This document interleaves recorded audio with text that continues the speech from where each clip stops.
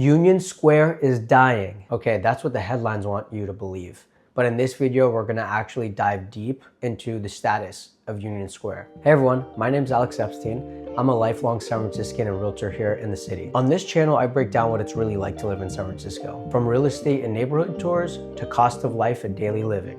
In today's video, I'm gonna be talking about what's really happening in Union Square, the store closures everyone is talking about, the stores that are actually coming back, and what this means from a high level in terms of San Francisco's comeback. Let's get into it. By the way, if you're thinking about buying, selling, investing, or even renting in San Francisco, please feel free to reach out to me. I'd be more than happy to be a resource to you. And lastly, before we get into it, if you want more honest local insight on what's actually going on in San Francisco, please make sure you're subscribed. Okay, now let me walk you through the major store closures that have hit Union Square. I'm gonna break down what's actually happening with Westfield Center, the large Macy's, and show you what's actually coming back with real data. My job is to give you the information and let you make an informed decision on whether you think Union Square is just dying or really transforming. Number one, the exodus. Over the last few years, Union Square has lost some of its largest retail anchors. Major department stores, national chains, and even some specialty retailers have all announced departures.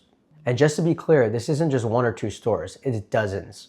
I'm gonna list some of the most notable ones, but know that there are more. Okay, so when you actually look at this list, it's quite shocking. We're talking about Nordstrom, Nordstrom Rack, Old Navy, Gap, Banana Republic, The North Face, H&M, Uniqlo, Zara, Anthropologie, Abercrombie, Amazon Go, Office Depot, Marshalls, the Disney Store, DSW, and the list goes on. These aren't just struggling local retailers, they're national brands. Some of the stores relocated within San Francisco, but many left entirely. Union Square went from being one of the most dense retail districts in all of the country to having massive retail vacancy overnight. Most of the store closures happened between 2020 and 2024. With a list that long, you would think this shift happened over decades, but you'd be wrong. That's how fast things actually changed in San Francisco.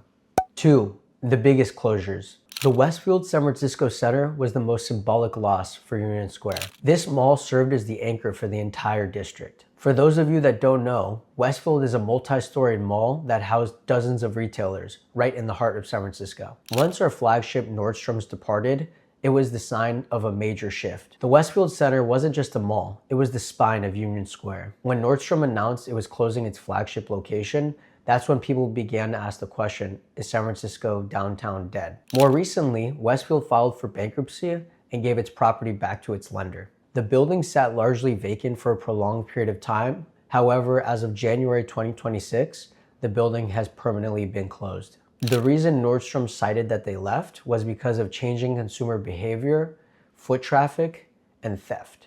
Prior to leaving, Nordstrom had been in Union Square for decades. It made national headlines and became the poster child for San Francisco's demise. Number 3, Macy's and the closure that may not happen. Macy's originally announced that they were going to shut down their iconic Union Square location.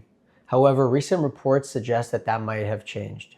They're now being reported to be exploring a relationship with a local developer to look at using the space as housing and mixed use rather than leaving altogether. This fits into San Francisco's larger push, which is to convert commercial real estate into housing. If Macy's ends up staying and is able to add residential units above it, this might serve as a model for other struggling retail centers in San Francisco. It's just one of many stores that proves that closure does not mean that they're gone forever. This is all being negotiated, but it tells you that if Macy's is considering this option, it tells you something important. Union Square still has value, even if the old retail model doesn't work. By the way, have any of you been to Union Square recently? Do you feel like it's dead or it's coming back? Let me know down in the comments below. Number 4, what's actually coming back and the data you're not hearing. Despite the headlines, Union Square is seeing real signs of recovery. Luxury retailers have come back in a big way. They are actually returning and some are even expanding. At large, retail vacancy rates are dropping for the first time in years. In Q3 2025, retail vacancy rates in Union Square have dropped to under 23%. That's the first sign of decline since 2022. Crime in this greater downtown area is down 40% according to the Union Square Alliance. To give you some actual examples, here are some retailers that have come back. Rolex, Patek Philippe, Breitling, Max Mara, and St. John have all either returned or expanded. Ross, Dress for Less, renewed and expanded their lease on Market Street. And lastly, there are plans for a Nintendo store, Zara, Uniqlo, and a small format IKEA, which are all planning to return. As you can see, these aren't just pop-up shops or temporary activations. Luxury brands don't just come back to dying districts. They're betting on Union Square's future. Number 5, why this isn't just a retail story, it's a real estate story. What's happening in Union Square is part of San Francisco's larger transformation. Retail is actually shrinking nationwide, not just in San Francisco. Malls and retail districts are facing the exact same thing around the nation. The shift to e-commerce has accelerated due to COVID. One key factor of this acceleration is obviously one of the nation's largest retailers and e-commerce platforms, Amazon. Many have been Amazon users for a long time. However, over time, their delivery service has gotten better and more efficient. What used to take 2 days now can happen overnight, sometimes even the same day. Many times I've done an order and before checking out, Amazon will ask me if I want something else the same day. For the first time ever this year in 2026, I've had Amazon groceries delivered. My experience with this has actually been very positive. They've come very quickly, the pricing has been competitive, and the quality of the food has been good. Due to this competition, cities everywhere are changing their model. They're looking at converting retail into mixed use, residential, and experiential spaces. Unique to San Francisco, we are required by the state to plan for over 82,000 residential units to be built. One of the fastest ways to do this is converting commercial spaces into residential units.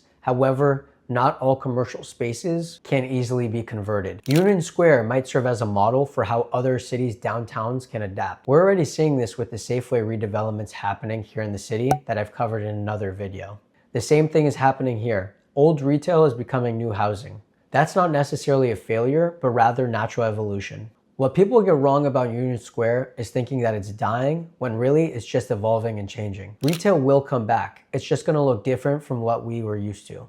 There will be more housing, more experiential retail, more local businesses, and fewer big box national chains. If you're thinking about buying or investing in or near Union Square, now might be one of the most interesting times to actually look at this area. The next few years here are going to define what San Francisco's downtown looks like. So to wrap this all up, is Union Square dying? There's no sugarcoating that it went through a rough few years, but the data is showing that it's stabilizing. Stores are coming back and crime and vacancy are down. It's not going to look like the Union Square of 2015, but it's not dead. If you're thinking about buying, selling, or moving to San Francisco, feel free to reach out. I'm always happy to talk about what's going on in different neighborhoods and how it may affect you. My contact information can be found below, and it would mean the world to me if you can subscribe and like this video. Thanks so much for watching, and I'll see you in the next one.